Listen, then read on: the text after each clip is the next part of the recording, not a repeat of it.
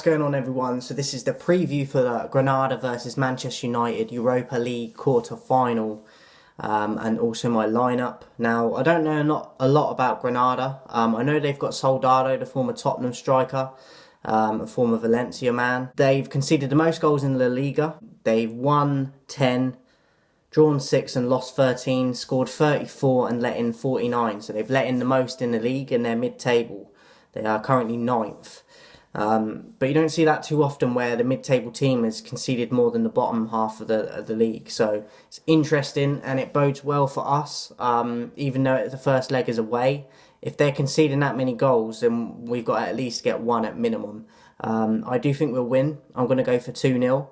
And I think we could do it with resting certain players as well. But you can't go full throttle with that and completely change your team. So my lineup, I would go with Henderson, Aaron Wan-Bissaka, Lindelof and Maguire, Luke Shaw, go Matic and Pogba. And I have Donny on the right, Bruno at 10, Dan James left, and I'd have Greenwood up top. On the bench, I'd have David De Gea, Williams, Tuanzebe, McTominay, Telles, Diallo and Cavani. I would rest Rashford. They're saying he might be available and fit, but it's not worth the risk for me. I think we've got by far a good enough team to beat them without Marcus, and he's due some time off, he's due some rest, and we've been overplaying him, or Ollie has been overplaying him too much anyway, so I would completely leave him out of the squad and rest him for this.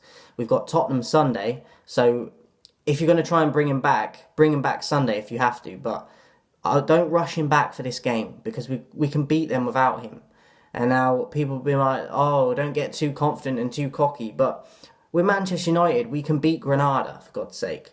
And I believe we will, even if Rashford isn't even in the squad. And I think Ollie needs to think more like that. But my worry is that he won't, and he'll put him back in the team. I don't think he should. I think it's too risky, and I'd rest him and have him for Sunday if he is available. But even if he's not for Sunday, don't rush it and bring him back for Sunday, because you're risking it for him to be out even longer. He went off hobbling the other night, and I wouldn't risk it, even against Tottenham. If he's not fully fit, do not risk it.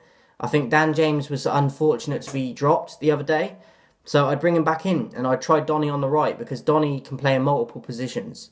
He's not been great, but he's not had the game time to get in a form, like a run of form. So for me, I would go with Donny on the right and put James at the left, where Rashford usually plays, and then I'd go with Greenwood up top. Greenwood obviously has been playing on the right a lot this season, and I think that he's growing in that position. But I think naturally we all know that he's a striker, so put him up top. I would go with Matic with Pogba.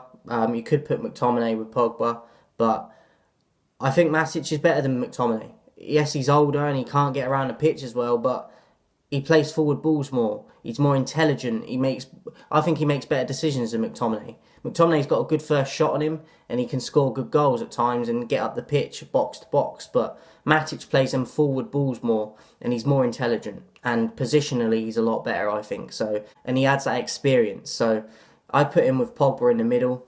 You could put Tuanzebe at the back with either Lindelof or Maguire, but I really don't think Ollie will go with that. So I would stick with Lindelof and Maguire, but there is a risk because I think Lindelof's still got a bad back. So you could arguably put Telles in for Shaw, but the way Shaw is playing, he has to play for me. So I'm happy with the lineup I've picked. My prediction, 2-0. I think that they're just going to put a low block down, Granada.